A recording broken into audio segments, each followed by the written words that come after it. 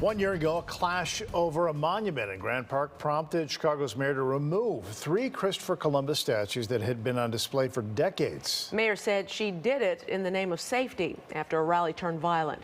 That move made national headlines. WGN's Julianne Roux explains what happened since then. Last July, Mayor Lightfoot ordered 3 controversial statues removed. She formed a committee that fall to address those monuments, plus 38 others still standing around Chicago. Today, still no answers from the advisory panel about what to do next or what's been learned so far. Well, now groups for and against the statues are both frustrated over a debate that's been centuries in the making. First, it was Grant Park. Then it was Arrigo Park. These polarizing statues of Christopher Columbus came down within days of rallies that looked more like riots on July 17th of 2020. The mayor saw to it. There were a number of police officers that were injured as a result of that. That's not peaceful protest. That's anarchy. Mayor Lori Lightfoot says she did it because police were being pummeled with frozen water bottles, smoke bombs, and more as they surrounded the statue to stop some violent protesters from tearing it down. Officers used pepper spray and more to hold back the aggressive crowd. Some demonstrators saw it differently when they got caught in the melee. Activist Miracle Boyd with the group Good Kids Mad City said police punched her in the mouth. And the police officer came up to me and he smacked my phone out my hand and it hit me in the mouth and my tooth got knocked out. A dozen arrests and even more injured that night. This police video of events shows officers' perspective. It may not tell the whole story. That's often how history goes. Just ask the chief historian at the Chicago History Museum. That is the nature of history, that there are different interpretations. How did the Great Chicago Fire happen? How did it start? Or who threw the bomb at Haymarket? Or did Shoeless Joe Jackson actually take a bribe?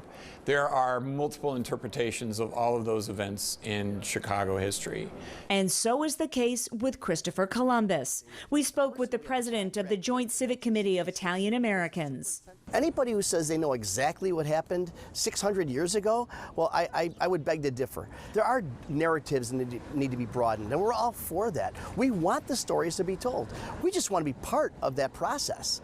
So the mayor formed a committee called the Chicago Monuments Project. It's comprised of dozens of people from the academic world, the arts, city leaders, and more with varied ethnic backgrounds who are charged with evaluating 41 controversial plaques and statues around the city. Only 3 have been removed, all depicting Christopher Columbus. Since moment one, July 24th, we've been present, we've been ready, we've been reaching out, we've been patient, and we've been respectful. And we're trying to be communicative about what we're looking for, what we want, and what we want to be a part of. And we haven't gotten anything back. If there was any other ethnic group involved in this equation, I guarantee you, this wouldn't look like this. And one of the dozens of activist groups at the rally that fateful day feels the same way. Janie Pochel wants to know why the Chi Nation Youth Council isn't at the table, too. They were at the Black Indigenous Solidarity rally that day. Who do you serve? Who do you protect? Pochel says no one can seem to get through to the committee, and she takes issue with the people placed on it. Those members weren't representative of the people that were brutalized by the cops or the people who are negatively affected by those statues and by the narrative that Columbus discovered America. She wants public spaces once graced with Columbus statues to be replaced with welcoming spaces like this First Nations garden in Albany Park.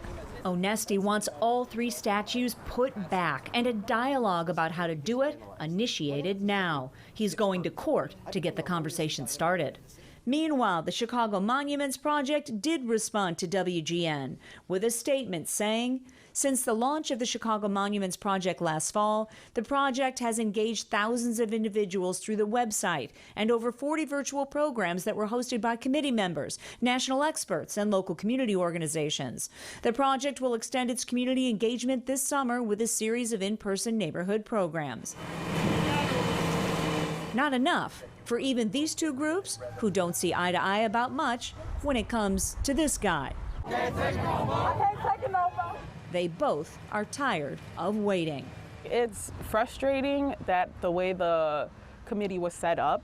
And we're done with it now. We've been patient, we've been communicative, we've been respectful. It's a year later, and we're done. Now's the time for us to get some answers.